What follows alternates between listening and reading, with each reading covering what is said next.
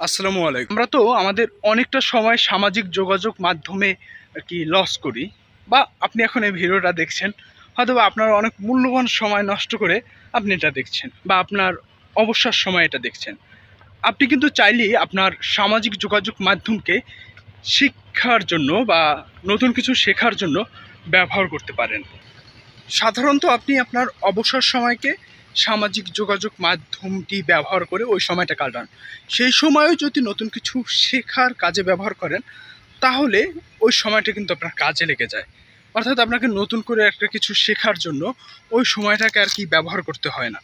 সেক্ষেত্রে আপনি চাইলেই কিন্তু মানে আপনার অযথা যে সময়টা নষ্ট করবেন, ওই সময়টাকে কাজে লাগাতে পারেন। অনলাইনে আমরা যে ধরনের ভিডিও দেখি, বা যে ভিডিওতে বেশি সময় নষ্ট করি, বা যে পোস্টে বেশি সময় নষ্ট করি, ওই ধরনের পোস্ট, ওই ধরনের ভিডিও আমাদের সামনে সামাজিক যোগাযোগ মাধ্যম বা অনলাইন তাদের যে অ্যালগোরিদম আছে তার মাধ্যমে আমাদের মাঝে নতুনভাবে উপস্থাপন করে।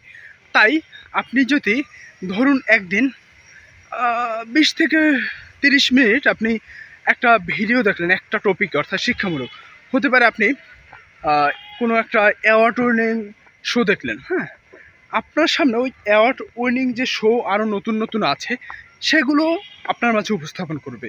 তাই আপনাকে একটা সময় ঠিক করতে হবে। এই সময়টায় দিনের 10 থেকে 20 মিনিট আপনি আহ, এক ধরনের ভিডিও দেখলেন যেটা আপনার প্রয়োজন, শিক্ষামূলক ভিডিও। তাহলে নতুন যে ভিডিওগুলো আসবে সেগুলো কিন্তু ওই শিক্ষামূলক ভিডিও আসবে। তাই এখন থেকেই এই যাত্রাটা কিন্তু শুরু করতে পারেন।